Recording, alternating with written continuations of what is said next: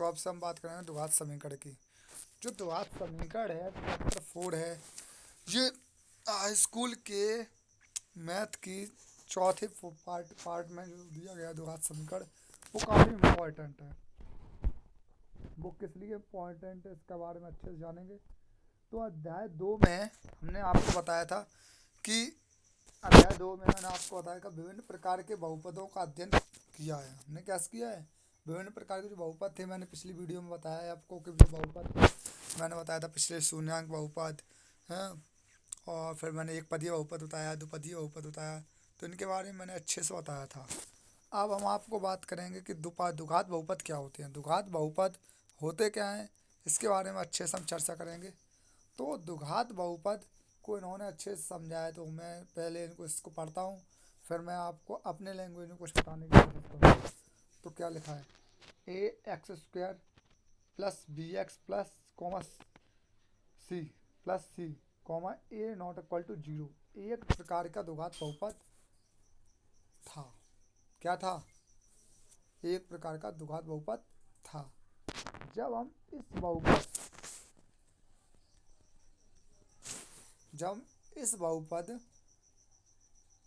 इस बहुपद को शून्य के तुल्य यानी कि शून्य जो है, हमने क्या किया, इस पूरे A X square plus B X plus C को हमने क्या किया, बराबर 0 कर देते हैं, तो हमें एक द्विघात समीकरण प्राप्त हो जाती है। क्या हो जाती है, द्विघात समीकरण प्राप्त हो जाती है। वास्तविक जीवन से संबंधित कई समस्याओं को हल करने में द्विघात समीकरण का प्रयोग करते हैं। अब देखो, आखिर में हमें वास्तविक जीवन में कैसे कई समस्या आती हैं और उनको हम सॉल्व करने के लिए द्विघात समीकरण यूज करते हैं। अरे ये तो पहली बार समझ रहे हैं, तो देखते हैं क्या आखिर में इन्होंने क्या बताना चाह रहे हैं। तो देखते हैं, तो इन्होंने लिखा है उदाहरण ने बताया, मान लीजिए कि एक धर्मार्थ ट्रस्ट, कोई एक धर्मार्थ ट्रस्ट है जो 300 वर्ग मीटर क्षेत्रफल का प्रार्थना कक्ष बनाना चाहता है। कैसा बनाना चाहता है, धर्मार्थ क्षेत्र है जिसमें उसमें 300 वर्ग मीटर का एक प्रार्थना कक्ष बनाना चाहे, जिसकी लंबाई उसकी चौड़ाई के दुगने से 1 मीटर अधिक हो। यानी कि जिसकी लंबाई उसने रखी है एक उसकी चौड़ाई के दुगनी, यानी जितनी चौड़ाई ली है उसके दुगनी और 1 मीटर अधिक है, ये चीज उन्होंने बताई। कक्ष की लंबाई और चौड़ाई क्या होनी चाहिए। मानक कक्ष, उनका मानक कक्ष की चौड़ाई x मीटर, तब उसकी 2x+1 होनी चाहिए।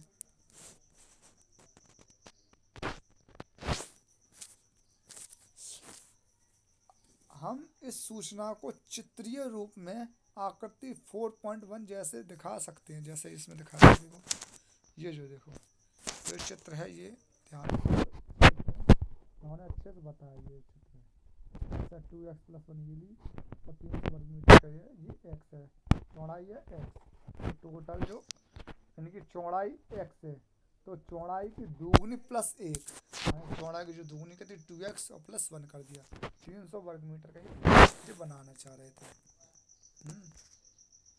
ये चीज है। तो इन्होंने क्या किया, इनको एक इक्वेशन फॉर्म में इन्होंने डिफाइन कर दिया। इसको कैसे किया, कक्ष का क्षेत्रफल 2x+1 into x m square equal to 2x² + x m square, इसलिए 2x² + x इजकल टू 300 दिया है और 300 वर्ग मीटर तो इन्होंने दे रखा है। हमने इसको जब किया तो क्या हुआ, 2x² + x - 300 इजकल टू 0। इससे हमें ये पता लग गया कि ये इक्वेशन कैसी है, इसकी सबसे हाईएस्ट पावर क्या है, बहुपद क्या है इसका 2, यानी कि घात कितनी है हाईएस्ट 2, तो इसलिए कौन सा समीकरण कहलाया, द्विघात समीकरण। तो इन्होंने कहा है इसी तरीके की प्रॉब्लम और भी आएंगी, तो उनको सॉल्व करने के लिए हम द्विघात समीकरण का प्रयोग करते हैं, जो काफ़ी अच्छे से उन्होंने बताया। अब क्या काम है, इसीलिए कक्ष की चौड़ाई समीकरण 2x² plus x minus 300 equal to 0 जो एक द्विघात समीकरण को संतुष्ट करना चाहिए। अधिकांश लोग विश्वास करते हैं कि बेबीलोन वासियों ने ही सर्वप्रथम द्विघात समीकरणों को हल किया था। यानी कि अधिकांश लोग ये कहते हैं कि बेबीलोन वासी थे, उन्होंने ही द्विघात समीकरण सबसे पहले हल किया था। उदाहरण के लिए वे जानते थे कि जैसे दो संख्याओं को ज्ञात किया जा सकता है जिनका योग तथा गुणनफल दिया हो। ध्यान दीजिए कि यह समस्या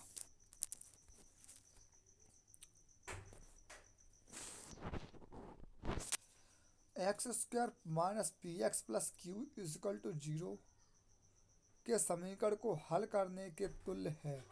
यूनानी गणितज्ञ यूक्लिड ने लंबाई ज्ञात करने की एक ज्यामितीय विधि विकसित की जिसको हम वर्तमान शब्दावली में द्विघात समीकरण के हल कहते हैं।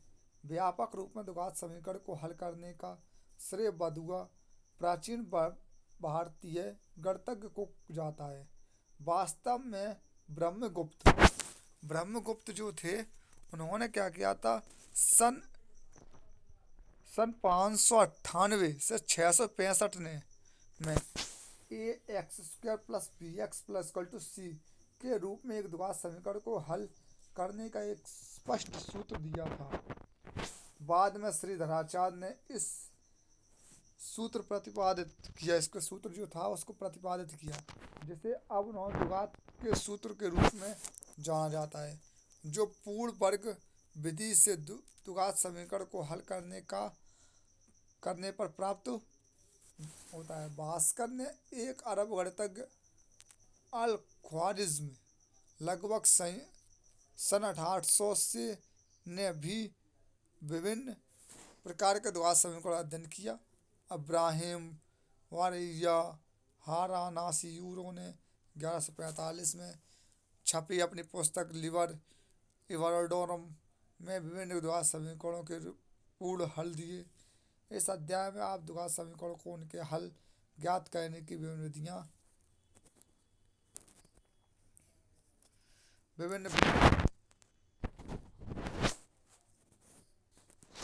का अध्ययन करेंगे।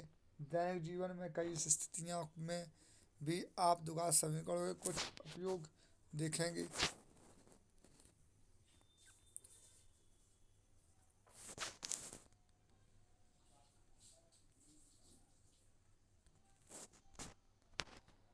द्विघात समीकरण कैसे, तो द्विघात समीकरण चर x है। चर x में एक द्विघात समीकरण ax² plus bx plus c equal to 0 के प्रकार की होती है, जहाँ a, b, c वास्तविक संख्याएं हैं तथा a नॉट इक्वल टू 0 यानी कि y 0 नहीं होगी। उदाहरण के लिए 2x² plus x minus 300 equal to 0 एक द्विघात समीकरण है। इसी प्रकार 2x² माइनस 3x प्लस 1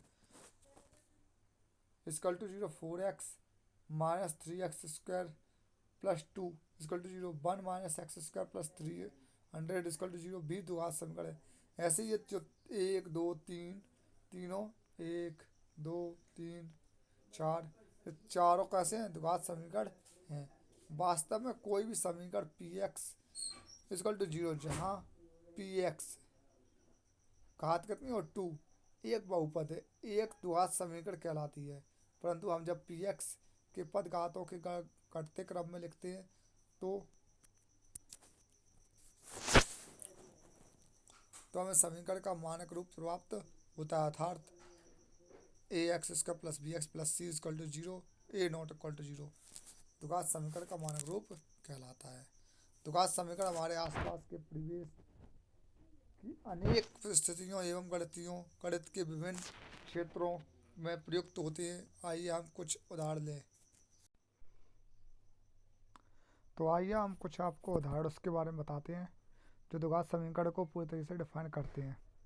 तो उसमें से कुछ उदाहरण, पहला उदाहरण ये है, निम्न स्थितियों को गणितीय रूप में व्यक्त कीजिए। तो पहले उदाहरण है, जॉन और जीवित दोनों के पास कुल मिलाकर 45 कंचे हैं। कितने हैं? जॉन और जीविती दोनों के पास कुल 45 कंचे हैं। दोनों 5-5 कंचे खो देते हैं और जब उनके पास कंचों की संख्या का गुणनफल 124 है। हम जानना चाहेंगे कि आरंभ में उनके पास कितने कितने कंचे थे। एक उदाहरण ये है। एक इसी प्रकार दूसरा भी उदाहरण है कि एक कुटीर उद्योग एक दिन में कुछ खिलौनों को निर्मित करता है।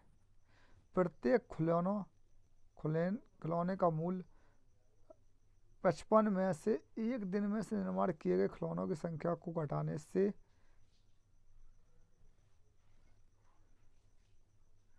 प्राप्त संख्या के बराबर है। क्या है? प्राप्त संख्या के बराबर है। किसी एक दिन कुल निर्माण लागत 750 थी। हम उस दिन निर्माण किए गए खिलौनों की संख्या ज्ञात करना चाहेंगे। तो जिसका पहले का उदाहरण हाल ये है, देख लेते हैं।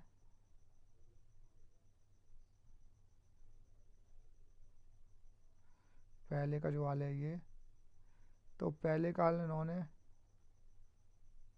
ये दिया कुछ इस प्रकार थे। माना कि जॉन के कंचों की संख्या x थी, तब जीवती के कंचों की संख्या 45 माइनस एक्स। जॉन के पास 5 कंचे खो देने के बाद 5 कंचे बचे, x माइनस 5। जीवती के पास 5 कंचे खो देने के बाद बचे कंचों की संख्या 45 माइनस एक्स माइनस 5। इस प्रकार 40 माइनस एक्स बचे। अतः उनका गुणनफल x माइनस 5 और 40 माइनस एक्स है। इसी प्रकार ये इस प्रकार से हमने सॉल्व कर दिया। दिया है कि गुणनफल इक्वल टू 124। अब minus x square plus 45 x minus 200 equal to 124। अर्थात ये x minus x square plus 45 x minus 324 equal to 0। अर्थात ये अतः जॉन के पास जितने कंचे थे, जो समीकरण प्राप्त होगा वो इस प्रकार से है। तो देख लीजिए, ये समीकरण इस प्रकार से प्राप्त हुआ। तो उस तरीके के जब भी सवाल आते हैं तो जो समीकरण हमें बनेगा इस प्रकार से ही बना हुआ दिखाई देगा। तो हम सिर्फ इस समीकरण को प्राप्त करने के लिए ही इस द्विघात समीकरण, इसे हम क्या कहते हैं? इसे द्विघात समीकरण कहते हैं। इस विधि का प्रयोग करते हैं। इस तरह से हम काफ़ी सारी प्रॉब्लम्स को सॉल्व कर सकते थे। इसीलिए हमें द्विघात समीकरण का उपयोग पड़ा। माना कि उस दिन निर्मित खिलौनों की संख्या x है, इसलिए उस दिन प्रत्येक खिलौनों की लागत ₹55 माइनस एक्स। अतः उस दिन कुल निर्माण लागत रुपयों में x कोष्टक में 55 माइनस एक्स। इसलिए x 55 minus x equal to 750। अर्थात ये 55x माइनस एक्स स्क्वायर।